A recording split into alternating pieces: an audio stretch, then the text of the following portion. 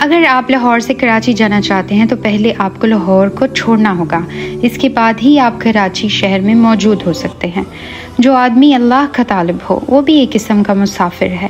اگر وہ اپنی منزل پر پہنچنا چاہتا ہے تو اس کی ایک ہی لازمی شرط ہے کہ وہ سابقہ یعنی پرانی جگہ کو چھوڑنے پر راضی ہو جائے، اس کے بعد ہی وہ اپنی مطلوب خدائی منزل پر پہنچنے کی خوشی حاصل کر سکتا ہے۔